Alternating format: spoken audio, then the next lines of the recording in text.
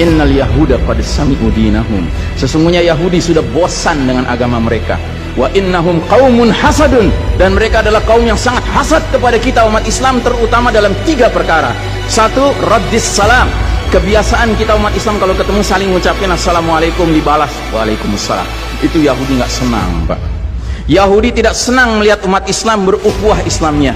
Yahudi nggak senang umat Islam kalau ketemu saling bersedekah dengan senyum, makanya dibikin aturan begini, nggak kelihatan senyum kita. Yahudi nggak senang kita ketemu jabat tangan, rontok dosa-dosa. Maunya mereka begini saja jabatan tangannya. Dari mana ini semua? Yang kedua, mereka hasad sama kita dalam urusan apa? Iqamatis sufuf, dalam tata cara kita menegakkan shaf kita. Ingat Pak, shaf dikatakan tegak syaratnya 2. 1 lurus, 2 rapat. Bukan hanya lurus tapi renggang-renggang, atau rapat tapi meliuk-liuk. 3, harus dua-duanya lengkap.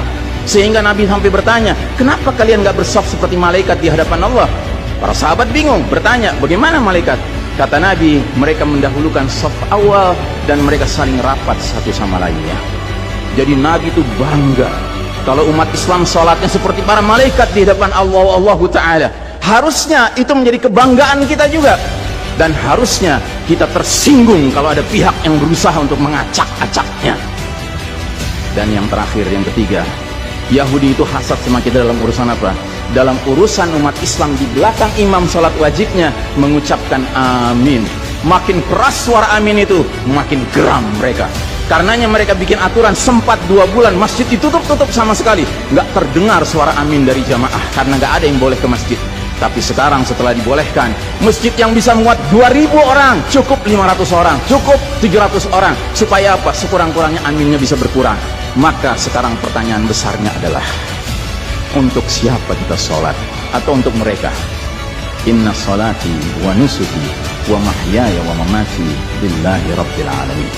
Mudah-mudahan apa yang saya sampaikan tidak membuat bapak dan ibu makan nggak kenyang, tidur nggak nyenyak, tetapi semakin sadar betapa kita sedang hidup di era penuh fitnah di akhir zaman, dan musuh-musuh Allah sedemikian sistematis, sedemikian terencananya membuat kita sadar tidak sadar meninggalkan din kita. Yang paling mengerikan kalau sampai sudah nggak ada perasaan lagi risau dengan ini semua. Karena apa? Nabi bersabda, siapa lihat kemungkaran ubah dengan tangan, nggak bisa dengan lisan, nggak bisa dalam hati. Dalam hati itu maknanya apa? Ingkari itu sebagai kebenaran, itu mungkar. Dan itu kata Nabi selemah-lemahnya iman. Sehingga di hadis yang lain kata Nabi, kalau mengingkari saja sudah nggak ada, udah nggak ada iman sama sekali. Nah yang kita khawatir, kalau kita ternyata ridho saja dengan aturan sholat WHO ini Pak, padahal harusnya kita sholat dengan cara Nabi Muhammad.